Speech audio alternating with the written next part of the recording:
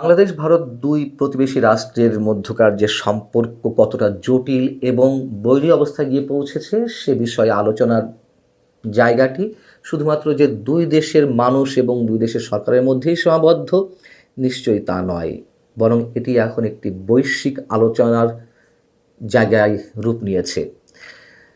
বিভিন্ন রাষ্ট্র এবং বিভিন্ন আন্তর্জাতিক সংগঠন তারা তাদের উদ্বেগ প্রকাশ করছে। এই অবস্থায় দুই রাষ্ট্রের কী করণীয় সে বিষয়েও পরামর্শ দিচ্ছে। সেই জায়গা থেকে international crisis group ICG, Brussels ভিত্তিক একটি গবেষণা প্রতিষ্ঠান, তারা তাদের একটি দীর্ঘ গবেষণা প্রতিবেদন প্রকাশ করেছে যে এই অবস্থা থেকে উত্তরণের জন্য কার কতটুকু ছাড় দেওয়া উচিত, আর যদি ছাড় না দেওয়ার মাধ্যমে এই সম্পর্ক আরও চরম অবস্থায় গিয়ে পৌঁছায় তাহলে ভবিষ্যৎটা কতটা ভয়ঙ্কর হতে পারে সে সম্পর্কেও তারা একটি ধারণা দিয়েছে। আইসিজি সম্পর্কে এর আগেও আমি নানান সময় কথা বলেছি, আপনারাও নিশ্চয় জানেন। ইন্টারন্যাশনাল ক্রাইসিস গ্রুপ এই প্রতিষ্ঠানটি 8-10টা সাধারণ গবেষণা প্রতিষ্ঠানের মতো নয়। বিশ্বের বিভিন্ন দেশের সাবেক সরকার প্রধান কিংবা রাষ্ট্রপ্রধান অথবা বিভিন্ন নামি দামি বিশ্ববিদ্যালয়ের অধ্যাপকেরা, গবেষকেরা এই প্রতিষ্ঠানটির সঙ্গে জড়িত এবং খুবই স্বচ্ছতার সঙ্গে তারা তাদের মূল্যায়ন প্রতিবেদনগুলো বা গবেষণা প্রতিবেদনগুলো প্রকাশ করে। আইসিজির যে কোনো প্রতিবেদনকে ইউরোপের যে কোনো রাষ্ট্র খুবই গুরুত্বের সঙ্গে নেয়, আর আমি আমার ক্ষুদ্র জায়গা থেকে আইসিজির যে কোনো প্রতিবেদনকে খুবই মনোযোগ সহকারে দেখার চেষ্টা করি। তো আইসিজি দুই রাষ্ট্রের সম্পর্ক উন্নয়নে কিছু কৌশল বাতলে দিয়েছে, আবার সম্পর্ক আরও খারাপ হলে কী ধরনের আশঙ্কা সেটিও মোটামুটি তারা ব্যক্ত করেছে। এখন প্রশ্ন হচ্ছে, বর্তমান ডক্টর ইউনূস সরকার আইসিজির পরামর্শ কতটা গ্রহণ করবে, বা ইউনূস সরকারের ভর কেন্দ্রে যে রাজনৈতিক প্রতিষ্ঠান বা ধর্মীয় প্রতিষ্ঠানগুলো রয়েছে যারা ইউনূস সরকারকে নিয়ন্ত্রণ করছে পেছন থেকে, তারা কতটা নিজেদের জন্য এগুলো মূল্যায়ন করবে, আর ভারতও বা কতটা ছাড় দিবে সম্পর্ক উন্নয়নের জন্য, অথবা আদৌ ছাড় দেবে কিনা ইউনূস সরকারের এই সময়ে ভালো সম্পর্ক উত্তরণের ক্ষেত্রে, সেটি অনেক বড় প্রশ্ন। যাই হোক, আইসিজি যে প্রতিবেদনটি দিয়েছে সেটি বেশ দীর্ঘ, আমি একটু সংক্ষিপ্ত রূপ আপনাদের সামনে তুলে ধরতে চাই। আমার নিজের বিশ্লেষণ না হলেও আপনারা বুঝবেন একেবারে স্বচ্ছভাবে আইসিজি কী বলতে চেয়েছে এবং কতটা বাস্তবসম্মত। আইসিজি বলছে বাংলাদেশের রাজনৈতিক দলগুলোর উচিত ভারত বিরোধী মনোভাব উস্কে দেওয়া থেকে বিরত থাকা, অন্যদিকে নয়াদিল্লির উচিত নতুন করে উত্তেজনা বাড়ানো এবং বাংলাদেশে তাদের সম্ভাব্য অংশীদারকে অবমূল্যায়ন করা থেকে দূরে থাকা।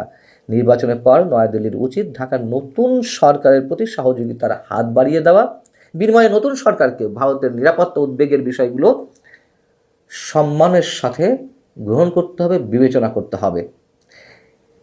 এই প্রতিষ্ঠানটি বলছে যে শেখ হাসিনাকে নয়াদিল্লির অকুণ্ঠ সমর্থন বাংলাদেশের দীর্ঘদিনের ভারত বিরোধী মনোভাবকে উস্কে দিয়েছিল, যা গণঅভ্যুত্থানের মাধ্যমে শেখ হাসিনার সরকারের পতনকে ত্বরান্বিত করে। হাসিনা পরবর্তী যুগে যদি সম্পর্ক আরও খারাপ হয় তবে তার সম্ভাব্য সহিংসতাকে উস্কে দিতে পারে, দেশ দুটির অভিন্ন সীমান্তকে আরও অস্থিতিশীল করতে পারে এবং অর্থনৈতিক উন্নয়নকে বাধাগ্রস্ত করতে পারে।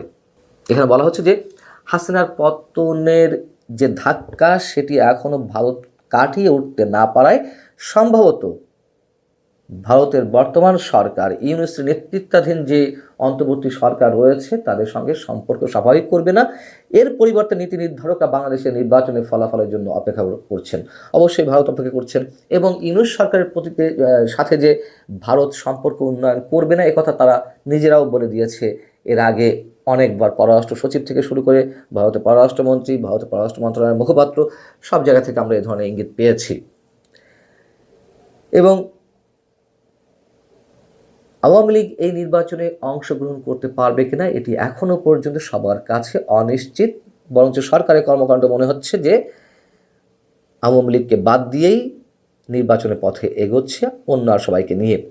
তো সেক্ষেত্রে বলা হচ্ছে যে হাসিনার আওয়ামী লীগকে প্রতিদ্বন্দ্বিতা করতে না দেওয়ায় বিএনপিকে এই নির্বাচনে এগিয়ে থাকা দল হিসেবে বিবেচনা করা হচ্ছে। ঐতিহাসিকভাবে ভারত ও বিএনপির মধ্যে টানাপোড়েনের সম্পর্ক রয়েছে, কিন্তু বাংলাদেশের পরিবর্তিত রাজনৈতিক পরিস্থিতিতে নয়াদিল্লির স্বার্থ রক্ষার জন্য এই দলটি সম্ভবত এখন সবচেয়ে ভালো বিকল্প।